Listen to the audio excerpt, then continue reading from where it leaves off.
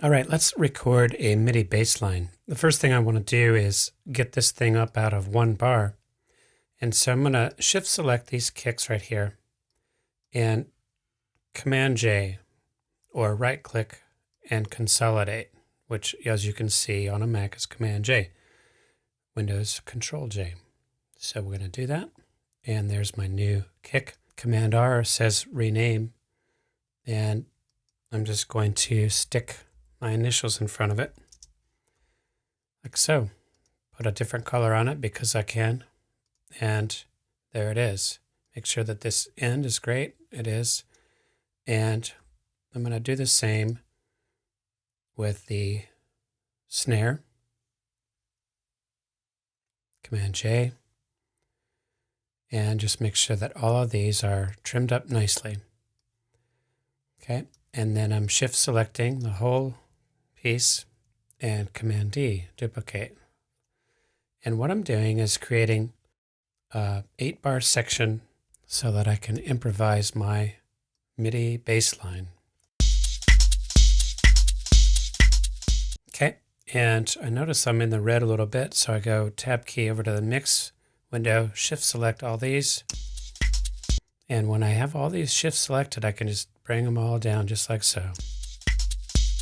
And then I'm going to unselect it, bring up the kick, and bring up this hi-hat.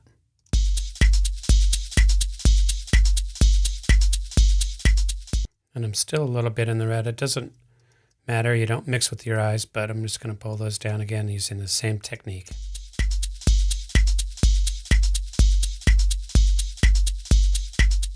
Okay, enough fussing about, Bill. Now, let's go and get a bass. In the browser, under Instruments, there's no better bass than the analog. And in here, I'm going to want this muted bass dark.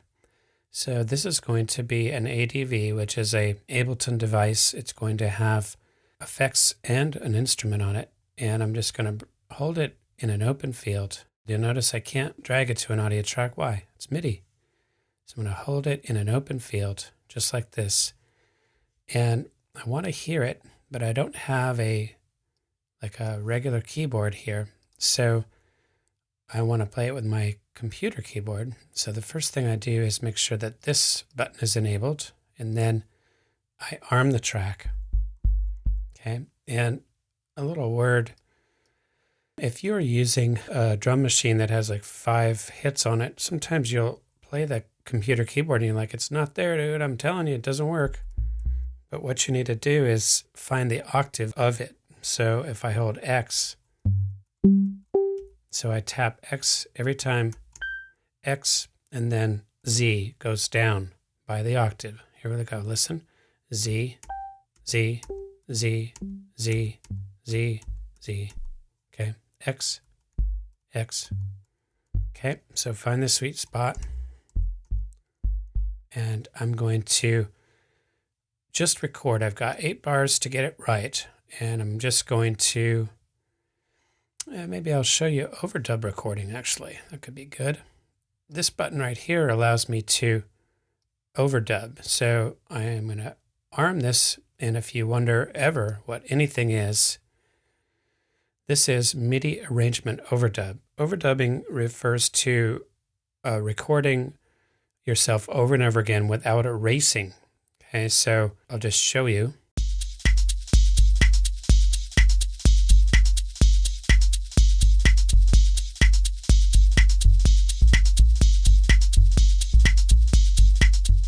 Okay, there I just did it. Okay, and I'm moving fast because that's how we do it. You're smart and you can do it. Now you'll notice that I have a pencil here. What the blip is that pencil? I can audition these. The pencil is activated on and off with the B key. So B, B, B. So here's my track.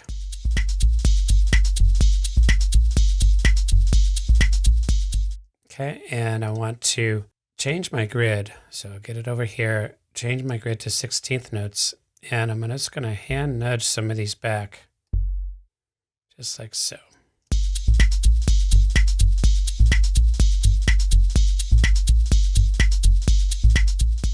Okay, I like it. So I want to trim the rest of this improvising stuff out, so I'm just going to right-click and say crop clip.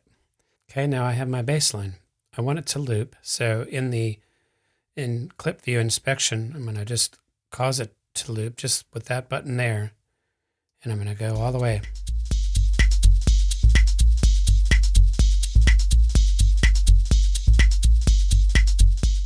Okay, so in this way we just recorded MIDI. How do I just record regular MIDI without overdubbing and get in here and just play along?